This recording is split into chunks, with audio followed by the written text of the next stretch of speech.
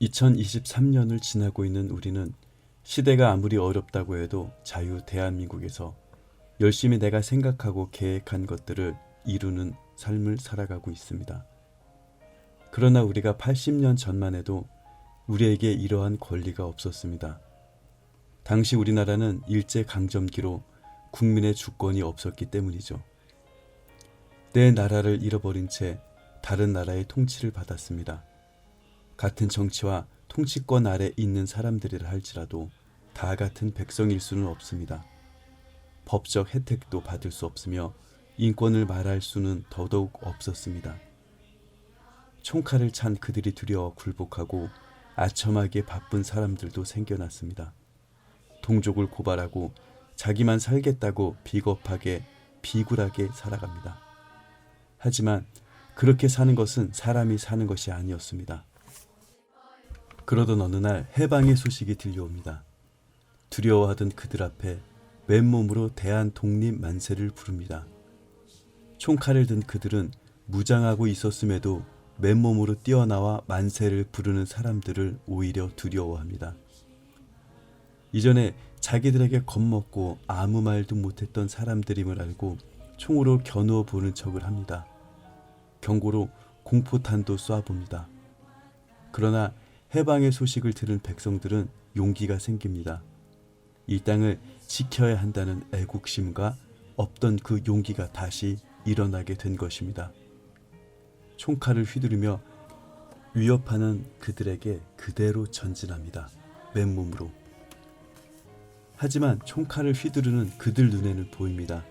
삶의 의미와 목적을 찾은 조선 사람들은 새로운 나라 다시 일어서는 민족 정신의 갑옷으로 무장하고 있다는 사실을. 시위 끝에 일본인 총에 맞고 몇 명이 쓰러지기도 합니다. 이전 같으면 두려운 본보기가 되어 흩어질 사람들은 거룩한 분노가 되어 파도가 됩니다. 일본 군들은 그제서 총칼을 내려놓고 싹싹 빌기 시작합니다. 해방의 소식을 듣는 백성들은 총칼 앞에서도 담대해집니다. 해방조국 대한민국의 시작.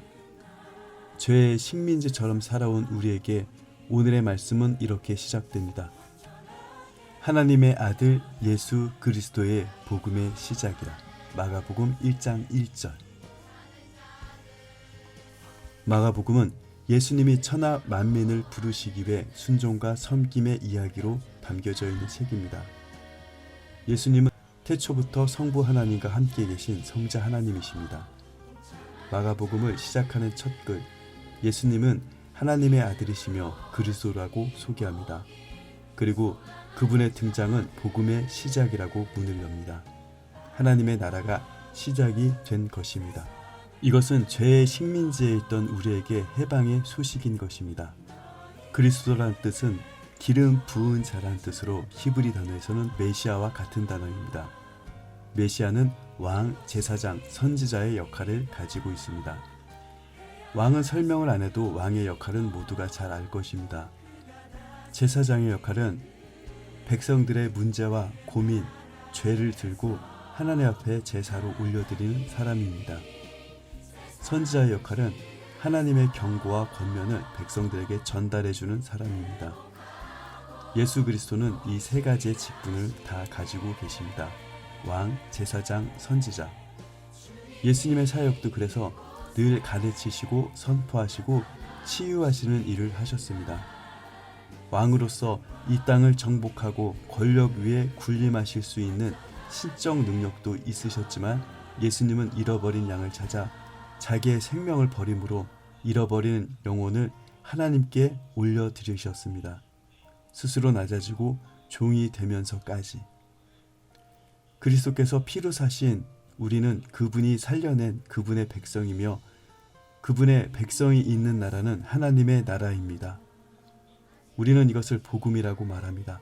복음에는 힘이 있습니다. 복음을 듣지 못한 사람들에게 우리는 이 복음을 전해야 될 의무가 있습니다.